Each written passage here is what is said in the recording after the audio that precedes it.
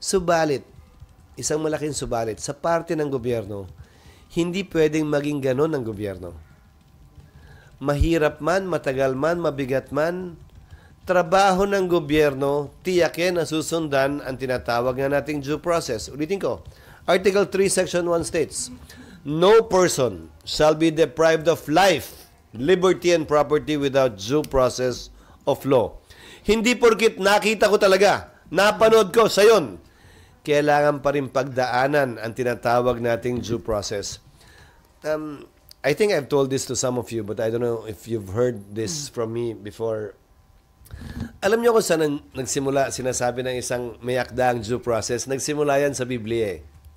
Sa kwento ni Cain at ni Abel. Sa kwento ni Cain at ni Abel, di ba, sinong pumatay kanino? Si Cain ang pinatay